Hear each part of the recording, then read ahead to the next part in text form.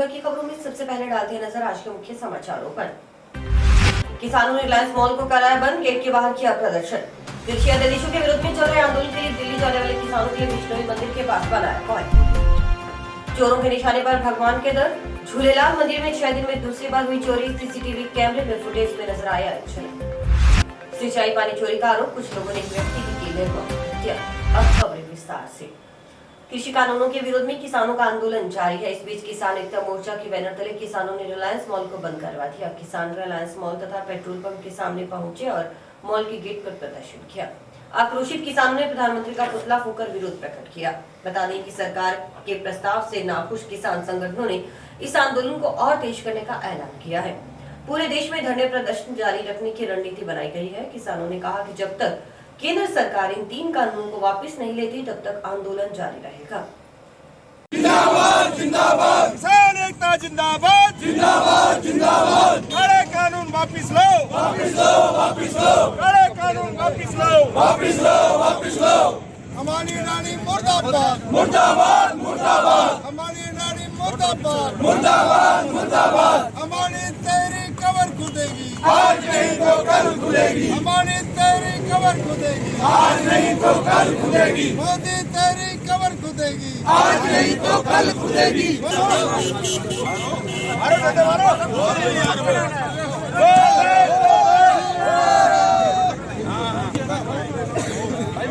मोदी तेरी धक्काशाही नहीं चलेगी, नहीं चलेगी। मोदी तेरी गुंडागर्दी नहीं चलेगी, नहीं चलेगी। काला कानून वापस लो, वापस लो, वापस लो। काला कानून वापस लो, वापस लो, वापस लो। हमारी अडानी को बैक, को बैक, को बैक।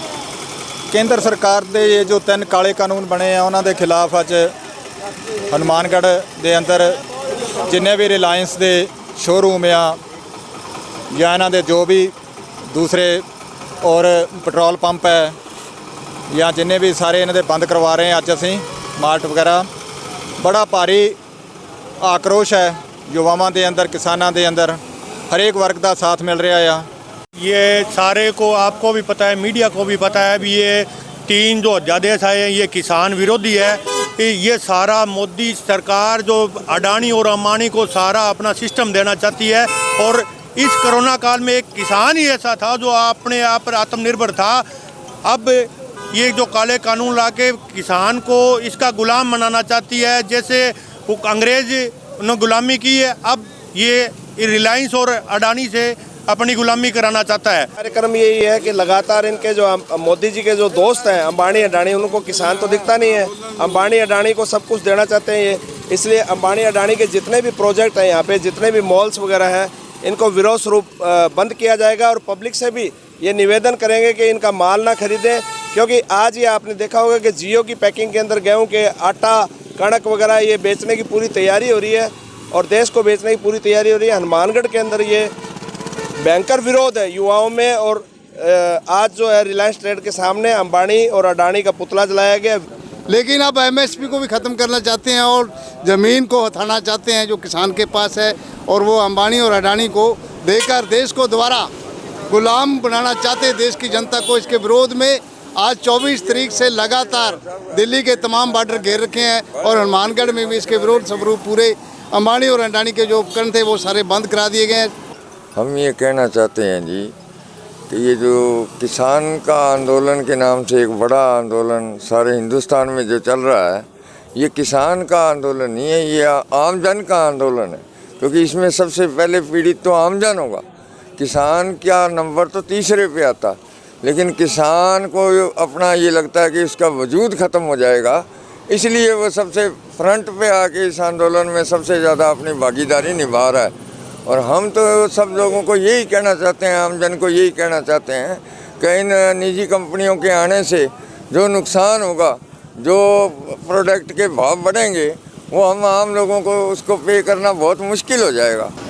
ਅੱਜ ਅਸੀਂ ਰਾਜਸਥਾਨ ਹਨੂਮਾਨਗੜ੍ਹ 'ਚ ਰਿਲਾਇੰਸ ਦਾ ਨਾਕਾ ਰੋਕਿਆ, ਮੌਲ ਰੋਕਿਆ, ਉੱਥੇ ਐਜੀਟੇਸ਼ਨ ਕੀਤਾ। ਐਜੀਟੇਸ਼ਨ ਤਾਂ ਕੀਤਾ ਅਸੀਂ, ਮੋਦੀ ਨੇ ਜਿਹੜੇ 3 ਕਾਲੇ ਕਾਨੂੰਨ ਬਣਾਏ ਆ ਕਿਸਾਨਾਂ ਵਾਸਤੇ, ਉਹ ਕਿਸਾਨਾਂ ਵਾਸਤੇ ਨਹੀਂ, ਵਪਾਰੀ ਵਾਸਤੇ, ਮਜ਼ਦੂਰ ਵਾਸਤੇ, ਹਰੇਕ ਵਰਗ ਵਾਸਤੇ ਬਹੁਤ ਜ਼ਿਆਦਾ ਨੁਕਸਾਨਦਾਇਕ ਹੈ। ਨੁਕਸਾਨ ਕਿਉਂ ਹੈ ਉਹਨਾਂ ਦਾ ਕਿਉਂਕਿ ਕਿਸਾਨ ਤੋਂ ਤਾਂ ਉਹੀ 10 ਰੁਪਏ 5 ਰੁਪਏ ਆਲੂ ਲੈ ਲਈ, ਮੱਕੀ ਲੈ ਲਈ, ਜੋ ਵੀ ਲੈ ਲਿਆ 5-10 ਰੁਪਏ ਲੈ ਕੇ ਅੱਜ ਵੀ ਰਿਲਾਇੰਸ ਦੇ ਮੌਲਾਂ 'ਚ 150 ਰੁਪਏ ਕਿਲੋ ਮੱਕੀ ਵਿਕ ਰਹੀ ਹੈ। ਤੇ ਤੁਸੀਂ ਇਹ ਸੋਚ ਲਓ ਵੀ ਜਦੋਂ ਸਟਾਕ ਦੀ ਪਾਵਰ ਰਿਲਾਇੰਸ ਨੂੰ ਜਾਂ ਅਡਾਣੀ ਨੂੰ ਜਾਂ ਵੱਡੇ ਕਾਰਪੋਰੇਸ਼ਨਾਂ ਨੂੰ ਮਿਲ ਗਈ, ਉਦੋਂ ਬਾਅਦ ਇਹ ਮੱਕੀ ਦਾ ਰੇਟ 500 ਹੋ ਜਾਊਗਾ, ਆਲੂ 200 ਹੋ ਜਾਣਗੇ, ਗੰਨੇ ਦਾ ਕੋਈ ਪਤਾ ਨਹੀਂ ਕਿੰਨਾ ਹੀ ਹੈ, ਜਾਂ ਪਿਆਜ਼ ਹੈ ਜਾਂ ਕੋਈ ਵੀ ਸਬਜ਼ੀ ਹੈ। ਦੂਜੀ ਗੱਲ, ਇਹ ਸਾਰਾ ਸਮਾਨ ਮੌਲਾਂ 'ਚ ਹੀ ਵਿਕੂਗਾ।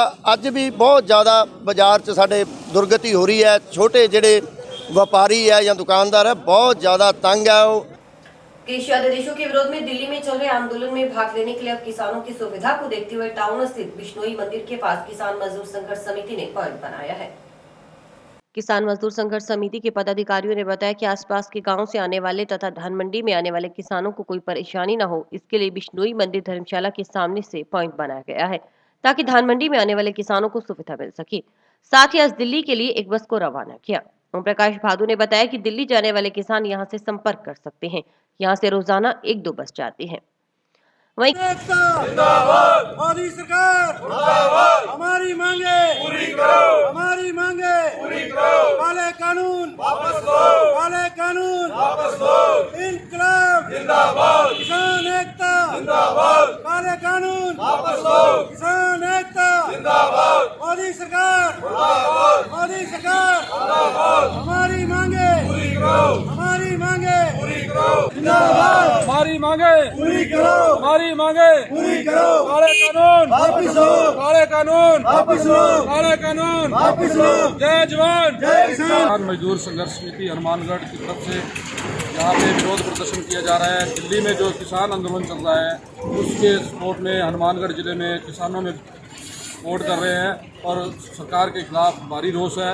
और रिलायंस के जो पंप हैं और मॉल हैं उनका बहिष्कार किया जा रहा है और किसान संघर्ष समिति हर तरीके से सहयोग कर रही है और पिछले लगभग 20 दिन से इस आंदोलन में शामिल हैं। जिम्मेदार पूरी जोर तौर से शामिल हो रहे हैं। यहाँ से दिल्ली के लिए किसान जा चुके हैं और हमारी कमेटी की तरफ से यहाँ बिश्नोई धर्मशाला के सामने एक टेंट लगा के विरोध प्रदर्शन किया जा रहा है और आगे की रणनीति जो भी दिल्ली से किसान आंदोलन की तरफ से की जाएगी उसका पूरे जोर से हनुमानगढ़ की किसान मजदूर संघर्ष समिति की तरफ से उनका सहयोग किया जाएगा। यहाँ किसानों का 2 दिन से पॉइंट बनाया गया है। पहले हमारा शेरगढ़ अड्डे पे था, वहाँ से हर किसान नहीं पहुँच रहा था। अब हमने बिश्नोई धर्मशाला के सामने एक पॉइंट बनाया है। यहाँ से दिल्ली के लिए बसें रवाना करते हैं। किसान यहाँ नज़दीक है, धान मंडी के नज़दीक है। धान मंडी में जो आता है और आता है, गाँवों में आने में यहाँ सारी सुविधा है। किसान यहाँ संपर्क कर सकता है।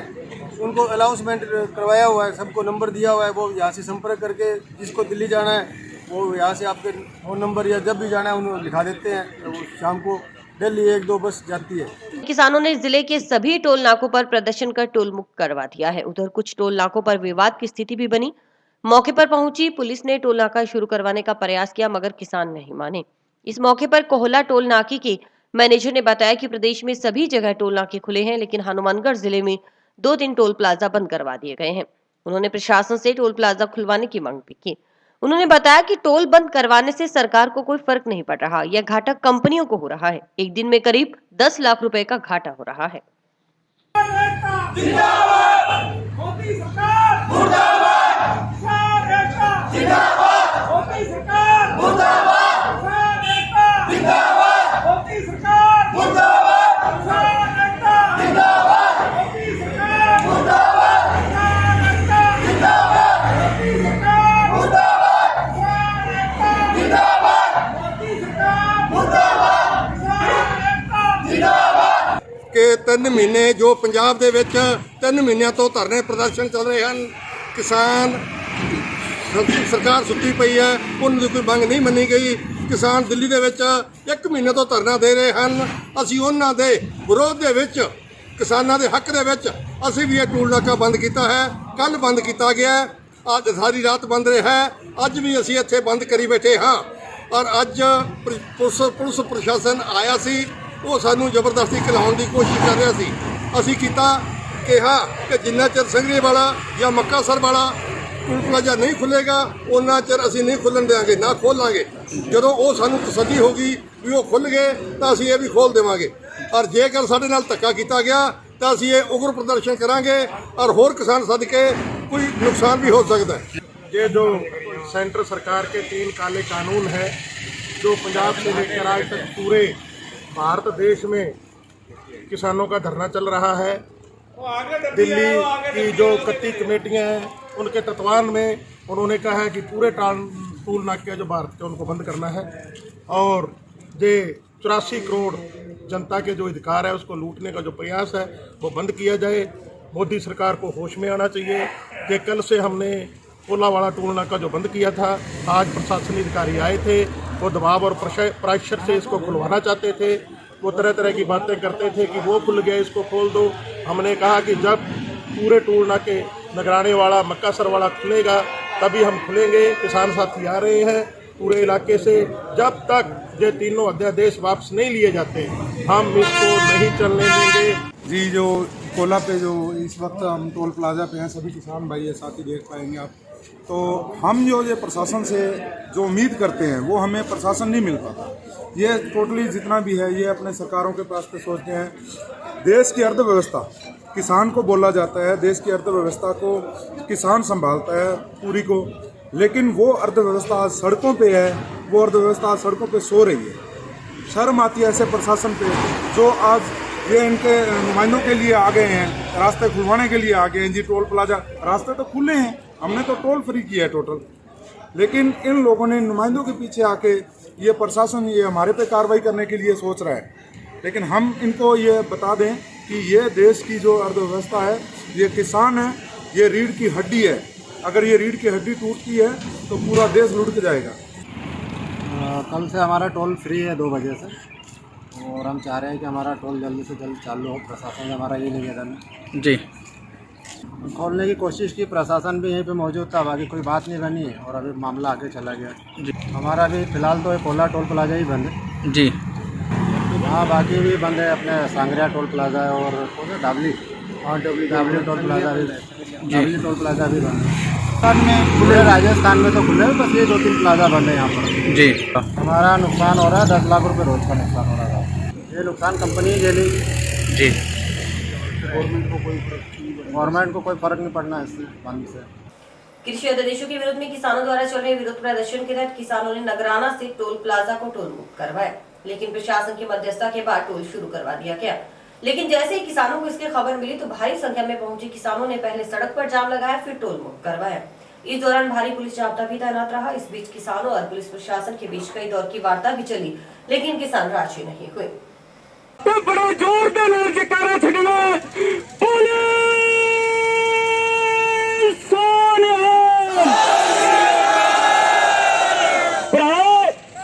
मैं पंजाब दे विच पढ़िया ते पंजाब दा इतिहास मैं बड़े चंगे तरीके दे नाल पढ़िया है। चमकौर साहब दी जड़ी लड़ाई सी ओ एक पासे 40 बंदे, चमकौर साहब दी लड़ाई दे विच एक पासे 40 बंदे तो दूजे पासे 10 लाख दी फौज, उन्हां मुगलों दी 10 लाख दी फौज, पर उन्हां 40 बंदियां ने 10 लाख दी फौज दे छक्के छुड़ाते। मेरे साथियों, छक्के छुड़ाते। मैं थानू दसना चाहना, तुसी संख्या बल तो ना घबराओ। जिथे जट खड़े हो गए, जिथे किसान खड़े हो गए, 100 पुलिस आए तक की 1000 पुलिस आ जाए तो भी पीछे नहीं हटाएंगे साथियों।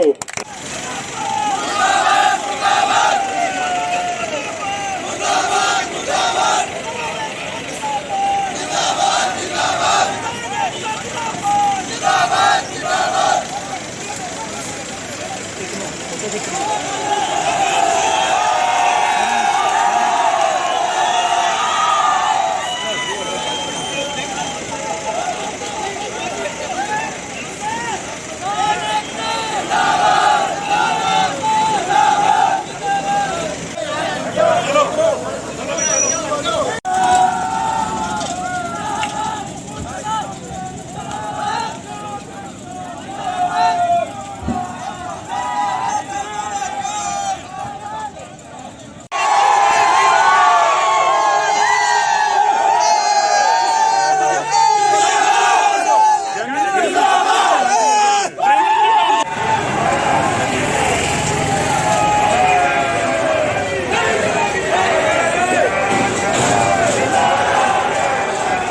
प्रशासन ने हर बार यही कह देता है 15 मिनट रुको, 15 मिनट रुको, ऊपर तक बात हो रही है, ऊपर से बात हो रही है।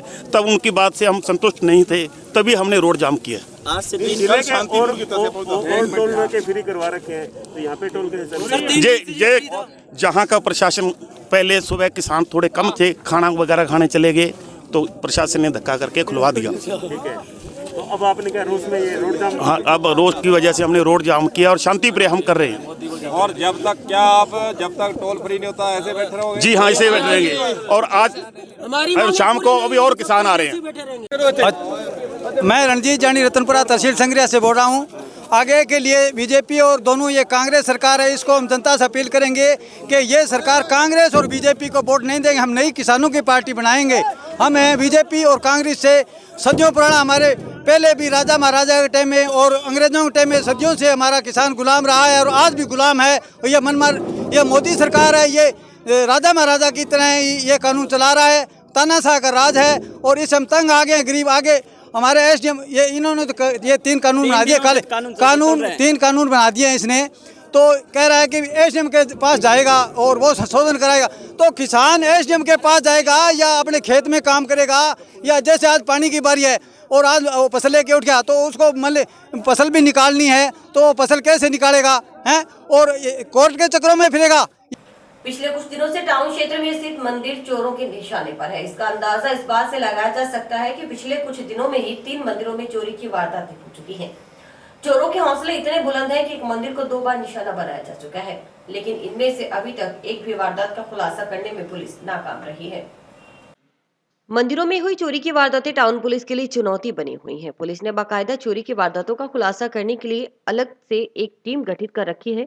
रोजाना कई संदिग्ध व नशेड़ी प्रवृत्ति के लोगों को पकड़कर थाना ले जाया जा रहा है, लेकिन अभी तक पुलिस के हाथ सफलता नहीं लगी। ताजा मामले में एक अज्ञात शख्स टाउन के सिंधी मोहल्ला वार्ड 25 स्थित झूलेलाल मंदिर में दूसरी बार चोरी करने में कामयाब हो गया। रिहायशी इलाके में स्थित इस मंदिर में करीब 1 सप्ताह पहले ही चोरी की वारदात हुई थी। दोनों ही बार चोर सीसीटीवी कैमरे की फुटेज में कैद हो गया। फुटेज के आधार पर पुलिस दोनों ही वारदातों में एक ही जने का हाथ होने की बात मानकर चल रही है। जानकारी के अनुसार टाउन के सिंधी मोहल्ले में पूज्य सिंधी पंचायत धर्मशाला बनी हुई है। धर्मशाला के साथ ही झूलेलाल मंदिर बना है। मंगलवार रात्रि को पुजारी छोटू मंदिर बंद कर घर चला गया। बाद में अल सुबह करीब 4:20 पर शॉल ओढ़े एक अज्ञात शख्स पैदल ही आया और धर्मशाला की छत से होते हुए मंदिर में प्रवेश किया। उसने मंदिर में रखे चांदी के 4-5 लोटे, शिवलिंग व त्रिशूल के अलावा अन्य सामान चोरी कर थैले में डाला और थैले को एक रस्सी के सहारे मंदिर की छत से नीचे फेंका। इसके बाद धर्मशाला की छत से होता हुआ नीचे उतरा और थैला उठाकर चलता बना। बुधवार सुबह करीब 6 बजे पुजारी ने जब मंदिर खोला तो चोरी का पता लगा। इसकी सूचना टाउन पुलिस को दी गई। सीसीटीवी कैमरे की फुटेज खंगाली तो लंबे कद का एक शख्स नजर आया। थाना प्रभारी रमेश चंद्र माचरा ने खुद मौके पर पहुंचकर मुआयना किया।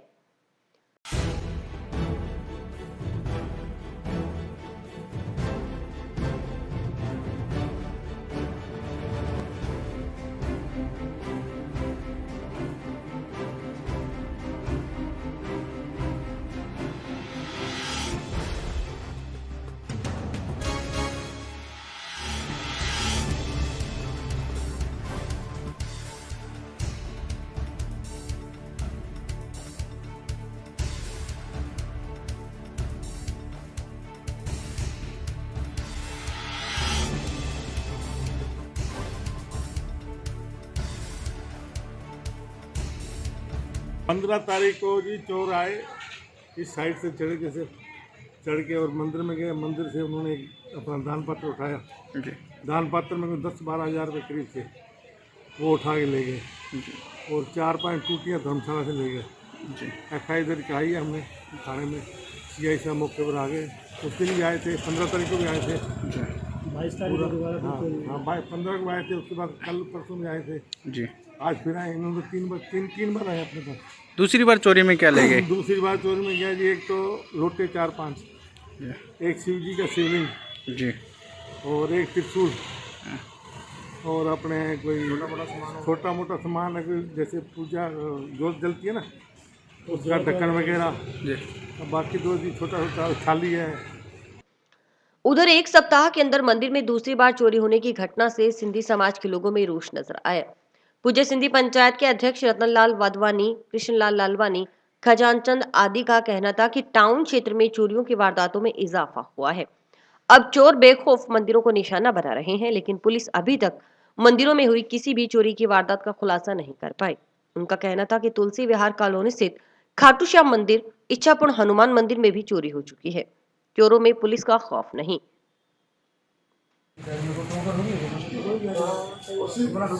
सीसी फुटेज को दी हुई है, उसमें उसकी बॉडी लैंग्वेज से पता चल जाएगा। आपको दिखाइए, उसमें डाली है वो सारा पता कर रहे हैं। अब हमारे समाज के लोगों को बड़ा रोज मिलता है, लोगों बार हमारे भी सुनाएगी। ये प्रैक्टिकली बड़ा ये चीज़ें जो ट्रेस करने पर हम समझते हैं कि पुलिस के लिए मजबूरी है कि नशेड़ी बनाना बिछाना थोड़ा सा मिल जाएगा दो सीसी नहीं तो ये तीसरी बार फिर आएगा सर। एक बार थोड़ा नशेड़ी आप वैसे पकड़ के लाओगे ना तो इसमें बेव्याप्त हो जाएगा। अभी भी 3 लाख सिंधी पंचायत मंदिर में परसों दूसरी बार चोरी हुई है और आज से 10 रोज पूर्व एक बार पहले भी चोरी हुई थी। पुलिस थाना अधिकारी से मैंने बात की, पुलिस प्रशासन हमें सहयोग कर रहा है हालांकि, लेकिन अब उनको ट्रेस करने में सीसी फुटेज उनको हमने दे दिए हैं और उन पे अभी आधा दिन चल रहा है और थाना अधिकारी ने हमें आश्वासन दिया है कि जल्द से जल्द हम चोरों को पकड़कर और आपकी चोरी बरामद करवाएंगे। और आज थाना अधिकारी महोदय ने एक गार्ड की व्यवस्था भी करवाई है। पुलिस इसमें हमें अच्छा सहयोग कर रही है और चोरों की तो मंदिरों पे निशाना बनाया और काफ़ी मंदिरों में चोरी हुई है। पुलिस अपने भरपूर प्रयास कर रही है। इस प्रकार चोर जो है वो मंदिरों को निशाना बना रहे हैं। इससे पहले श्याम मंदिर से भी चोरी हो गई, हनुमान मंदिर से उससे पहले चोरी हुई है। अब क्या कि चोर ये पकड़ में नहीं आ रहे और उनका इतनी हिम्मत बढ़ रही है कि वो कुछ समझते नहीं है। मंदिरों में जाकर अटैक कर रहे हैं और सामान उठा रहे हैं और सीसीटीवी कैमरे लगे हैं उसकी भी परवाह नहीं है। सीसीटीवी कैमरे में आ रहे हैं फिर भी पकड़ में नहीं आ रहे हैं। तो मेरा तो अनुरोध है, ये हिसाब से आए थे, उन्होंने आश्वासन दिया है 2-4 दिन में चोरों को ट्रेस करेंगे और पकड़ के सामान बरामद कराएंगे। हाँ, टाउन में इन दिनों बहुत ज़्यादा चोरी हो रही है और चोरी विशेषकर मंदिरों को निशाना बना रहे हैं चोर। ये गलत है, इसको जल्द से जल्द पकड़ा जाना चाहिए और शायद उम्मीद है सीआई साहब ने कहा भी है वो जल्द से जल्द पकड़ेंगे चोर। इस मामले में थाना प्रभारी रमेश चंद्र माचरा ने समाज के लोगों को आश्वासन दिया कि जल्द चोरों को ट्रेस कर चोरी हुए सामान की बरामदगी भी कर ली जाएगी। पुलिस टीम इस दिशा में कार्य कर रही है। 3-4 संदिग्धों को थाने में लाकर पूछताछ भी की जा रही है। इसके अलावा थाना प्रभारी ने सिंधी समाज के नागरिकों की मांग पर मोहल्ले में गार्ड लगाने की व्यवस्था करने का भी आश्वासन दिया। पिछले कुछ दिनों में ये लगातार 2-3 मंदिरों में चोरियां हुई है। पहले हनुमान मंदिर में हुई थी, उसके बाद में अभी खाटू श्याम जी के मंदिर में हुई और झूलेलाल जी का मंदिर है ये सिंधी धर्मशाला के पास शिक्षा हुआ, इसमें भी चोरी हुई है। तो उनको कुछ फुटेज आए हैं, उनमें कुछ लोगों को आइडेंटिफाई किया हमने। 2-3 लोगों को पूछताछ के लिए लाए भी थे और पूछताछ कर रहे हैं और हम शीघ्र ही हम पता लगा के और उनके वारदातों का खुलासा करेंगे। से रात्रि के गश्त का भी बता रहे हैं। गश्त लगातार हमारी जारी है, पिकेट लग रही है। ये मंदिर है वो एक गली में पड़ता है तो इसका भी विशेष ध्यान रख रहे हैं। बाकी मंदिरों पे भी 2-3 दिन से लगातार है वो गश्त कर रहे हैं। तेज में जो लोग आ रहे हैं इनको देख के पहचानने की कोशिश करें। ये स्थानीय लोग हैं, कोई बाहर से नहीं आए हैं। किसी को किसी प्रकार की कोई पहचान होती है तो हमें गुप्त रूप से बताने की कोशिश करें, हम उनका नाम भी उजागर नहीं करेंगे। भी अपील है कि वो रात्रि में अनावश्यक बाहर नहीं घूमें। जो लोग बाहर घूमेंगे अनावश्यक, रात्रि में घूमेंगे अनावश्यक, उनको ला के पूछताछ करेंगे, उनको परेशानी होगी। सर क्या संदेह है कि ये जो तीनों मंदिरों में चोरी करने वाले एक ही है क्या? नहीं, एक ही सिंधी मंदिर वाला अलग लग रहा है और वो दूसरे मंदिर वाले हैं वो थोड़ा अलग लग रहे हैं। तो हम उनको पहचानने की कोशिश कर रहे हैं। बाकी सभी से हमारी अपील है कि भाई किसी के समझ में आती है कोई ये कौन आदमी हो सकता है तो हमें थोड़ा गोपनीय रूप से बताएं। गौरतलब है कि पूर्व में झूलेलाल मंदिर में 15-16 दिसंबर को चोरी की वारदात हो चुकी है। मंदिर में घुसे अज्ञात चोर ने दानपत्र से करीब 10 से 12 हजार रुपए की दान राशि के अलावा 4-5 टूटियां चोरी कर ली थी। तब भी वारदात करने का यही तरीका अपनाया गया था। तब भी चोर ने धर्मशाला के रास्ते मंदिर में प्रवेश किया था। जंक्शन बस स्टैंड के बाहर तैनात होमगार्ड जवान पर एक महिला को अपना मोबाइल नंबर लिखकर देने के आरोप में महिला के पति ने मामला दर्ज करवाया है। मिली जानकारी के अनुसार बुधवार को दोपहर करीब 2 बजे एक युवक बाइक पर बस स्टैंड के बाहर आया। उसके साथ एक महिला व बच्चा था। आरोप है कि होमगार्ड जवान ने महिला को अपने मोबाइल नंबर की पर्ची दी, जिसका महिला ने विरोध कर अपने पति को बताया। इसके बाद युवक ने बाइक से उतरकर होमगार्ड जवान की पिटाई कर डाली। महिला के पति ने बताया कि शाम तक दोनों पक्षों ने कोई मामला दर्ज नहीं करवाया था। इसके बाद रात को किसी का फोन आया और बताया गया कि होमगार्ड ने एफआईआर दर्ज करवा दी है। इसके बाद सुबह होमगार्ड के खिलाफ मामला दर्ज करवाया गया। मैं मेरी वाइफ को लेके खुंजा जा रहा था, तो मुझे मेरे बड़े भैया को, ताऊ जी के लड़के हैं, सतपाल नाम उनका, तो उनको मैंने बस स्टैंड पर कुछ सामान देना था। ज़्यादा दूर नहीं थी, 10 से 15 कदम की दूरी थी। मैं उनको सामान दे रहा था। तो जैसे ही मैंने सामान दे के वापस आया, मैं बाइक पे बैठा, तो आप सीसीटीवी कैमरा नोट करेंगे ना, चेक करेंगे, तो आपको पता चल जाएगा वो जो होमगार्ड वाला था वो कहाँ से चल के हमारे पास कहाँ से आया था। ठीक है, तो वहाँ से आके वो बाइक के पीछे से आके मेरी वाइफ की जेब के अंदर वो स्लिप डाला है और बोला है इस नंबर पे फ़ोन कर लेना। ठीक है, उन्होंने उसका हाथ पकड़ लिया था। ठीक है, आते तो उन्होंने बाइक से उतर के मुझे बता दिया ये मुझे स्लिप दी है। मैंने उनका कहा भाई साहब ये आपका नंबर है क्या? वो कहता मेरा नंबर नहीं है। मैंने कहा आप अपना फ़ोन निकालिए, पता चल जाएगा भी आपका है या नहीं है। फिर उन्होंने मेरा अपना फ़ोन छीन लिया मुझसे। पास में खड़े एक होमगार्ड थे, पता नहीं एक सरदार जी थे, पुलिस वाले थे। उन्होंने कहा भाई साहब ये नंबर दिखाना। मैंने उनको नंबर दिखाया था। वो कहते भाई साहब हाँ ये इसी का नंबर है। चेक कर लिया उन्होंने अपने फ़ोन से। ठीक है, फिर वो पास में नहीं आए। उनको पता था ये भी होमगार्ड गलत है, वो बिल्कुल पास में नहीं आए। अगर मैं गलत होता तो वो पास में आते ना, वो थोड़ा बहुत ऑफेंस करते अपना भी हाँ ये वाली प्रॉब्लम है या कुछ है, लेकिन वो बिल्कुल पास में नहीं आए। ठीक है, बाद में उन्होंने धमकी दी मैं पुलिस वाला हूँ, लेकिन मैंने उसकी जब वर्दी भी यहाँ पे पढ़ लिया था, अभी होमगार्ड वाले हैं। कहता मैं तुझे झूठे केस में फंसा दूंगा, मैं पुलिस में हूँ। उन्होंने मेरा अंगूठा पकड़ के मेरा झटका मारा था और मेरी पत्नी के साथ गाली गलौज की थी। बकायदा मेरे पास उसकी क्लिप है, उसमें मैडम बोल रही है जब निकालने की जरूरत नहीं है। ठीक है, वो आपने हो सकता है देखी भी हो। ठीक है, तो फिर गाली गलौज की थी, तो मैंने गुस्से में आके भी मैं जब मेरी पत्नी को छेड़ेगा तो सर मैं मारा पीट करूँगा। अगर उसमें मेरी कोई गलती नहीं है, छेड़ेगा तो सर वो खाएगा। आप सीसीटीवी कैमरा चेक कर सकते हो, मेरी एक एक बात कहीं पे भी गलत नहीं मिलेगी आपको। तो आप चले क्यों गए, आप मौके पर रुके क्यों? सर मैं यहाँ पे पुलिस वाला था ना, जो सरदार जी थे, मैं उनको कहा रुकूँ क्या? वो कहते चले जाओ आप। तो मैंने कहा सर बाइक का नंबर नोट कर लो, अगर कोई फ़ोन नंबर चाहिए तो बता देना। उन्होंने जो पुलिस वाला था, वो होमगार्ड वाला था, वो कहता सर मेरी गलती हो गई, मुझे माफ़ कर दो, कोई मेरे खिलाफ कोई एक्शन मत लेना। मैं मेरे नॉर्मल घर पे चला गया, भी बंदे ने माफ़ी मांग ली, बात खत्म। जब शाम को मैं घर पे गया तो किसी थर्ड पर्सन का फ़ोन आया मेरे पास, कह सर वो माफ़ी मांगना चाहता है, भी आप उसके खिलाफ केस मत करना, भी उसकी जॉब वगैरह चली जाएगी। मैं ठीक है भाई साहब, कोई प्रॉब्लम वाली बात नहीं है, आपने माफ़ी मांग ली, बात यहीं पे ख़त्म होगी। मैंने कोई इशू नहीं किया। सुबह तक भी जब मुझे रात को पता चला भी बंदे ने मेरे पास केस मेरे अगेंस्ट एफआईआर दर्ज करवा दी है, तो मुझे गुस्सा भी रात को बंदा क्या बोल रहा था, सुबह क्या बोल रहा है। सुबह भी मेरे पास उसकी रिकॉर्डिंग पड़ी, मैं आपको दे दूंगा। थर्ड पर्सन ने फ़ोन किया था। नहीं, कोई जानकारी नहीं है, मैं उसे नहीं जानती। कोई जानकारी नहीं है मेरी उसके साथ। आपसे बोला या आपको लगा कि वो पर्ची गिर गई है? वो बोल रहा है पर्ची गिरी नहीं है, मेरी पॉकेट के अंदर डाल के गया है वो, और मैंने उसका हाथ पकड़ा पर्ची डालते हुए। ठीक है, उसने वो बोल के गया ये इसमें मोबाइल नंबर है। जैसे ही वो बोला मैंने उसको पकड़ लिया और उसका हाथ मेरी पॉकेट के अंदर था, उस टाइम मैंने पकड़ा है उसे। उनका तो कहना है रॉन्ग साइड से, कोई रॉन्ग साइड से नहीं आई। आप सीसी फुटेज चेक कर लो सारी, कि जब हम एंटर किए हैं बस स्टैंड के पास, हमने एंटर किया है, तो वो तो खुद ही अलग साइड से आ रहे हैं, वो तो खुद ही बैक साइड से आए हैं। उस टाइम मेरे हस्बैंड मेरे पास नहीं खड़े थे, वो बैक साइड से आए। मेरे पास मेरा बच्चा भी था, मैंने सोचा कि हो सकता है ऐसे देख रहा हूँ कि बच्चे की मास्क नहीं है, इस टाइप से देख रहा हूँ। फिर नहीं है, वहाँ पे जो फुटपाथ के ऊपर जैसे वो सॉक्स वाले खड़े रहते हैं, वहाँ से उसने चिट उखाड़ के उस पर मोबाइल नंबर लिखा है, वो सीसी फुटेज में आ जाएगी आपके।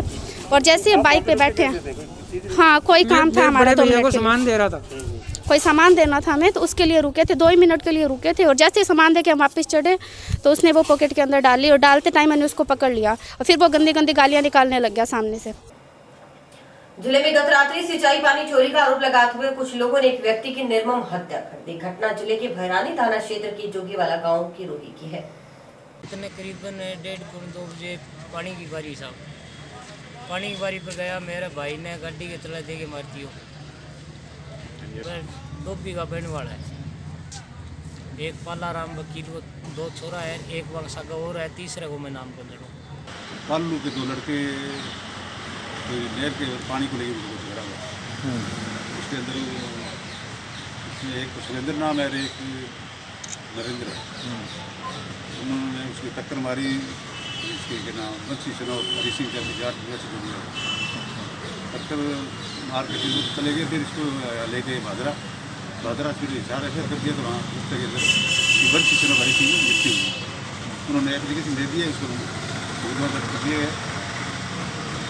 गिरफ्तारी की प्रक्रिया। टीम गठित करके गए। जंक्शन स्थित कैनाल कॉलोनी चिकित्सालय में खराब पड़ी सीबीसी मशीन को चिकित्सा विभाग ने आखिरकार 21 दिनों बाद सुध ले ही ली और मशीन को दुरुस्त करवाया।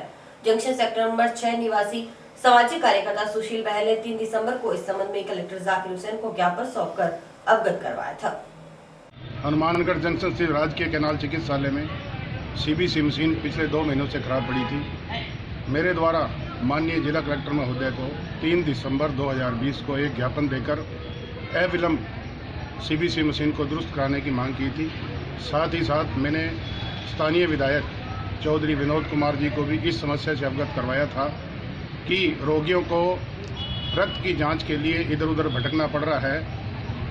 तब विधायक जी ने अपने विधायक कोष से 3,06,800 रुपये की राशि विधायक कोष से जारी करने की अनुशंसा जारी की है।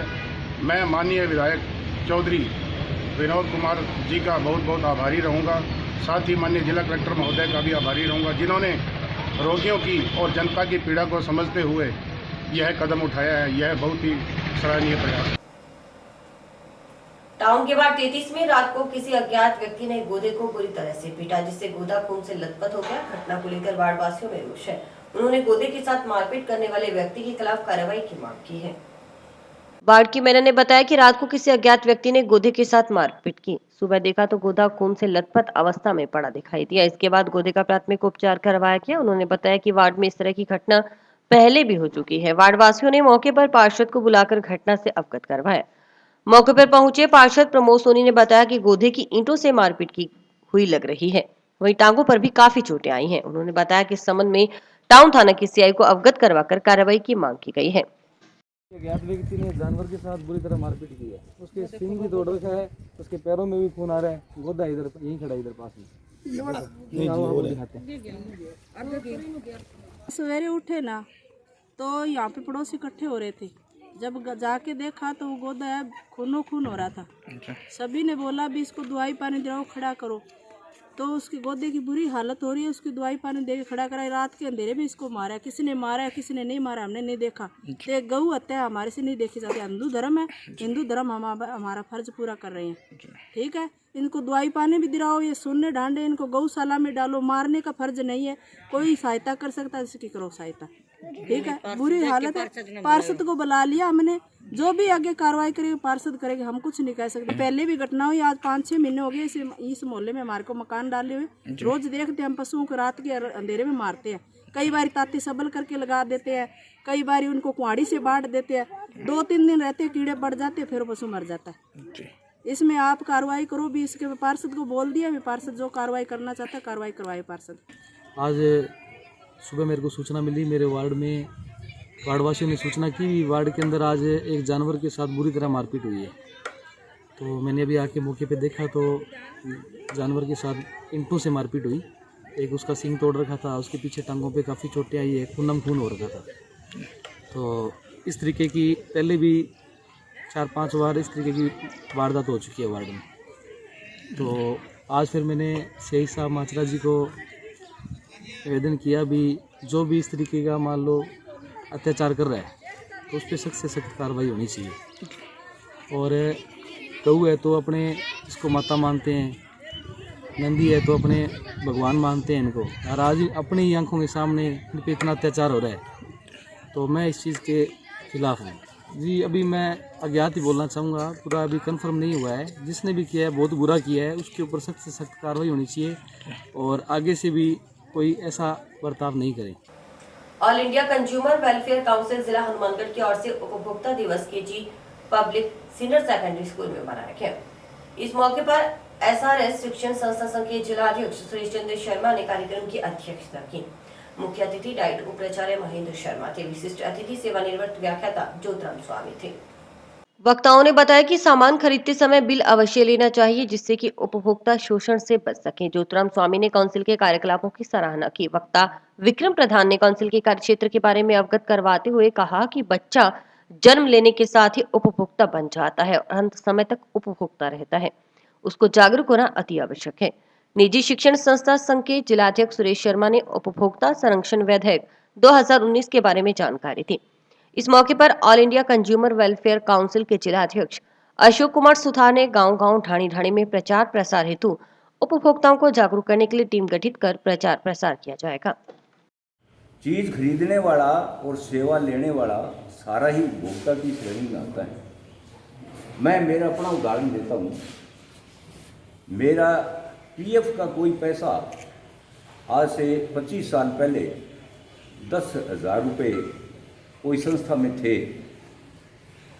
मैंने उनको लिखित में कई बार निवेदन किया, बार बार चक्कर लगाए, परंतु उन्होंने एक भी नहीं सुनी।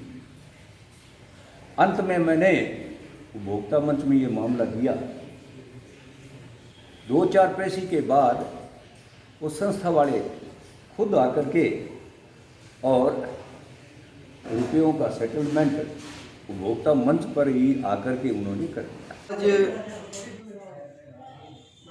24 दिसंबर राष्ट्रीय उपभोक्ता दिवस के अवसर पर केजी पब्लिक सेकेंडरी स्कूल में एक संगोष्ठी का आयोजन किया गया।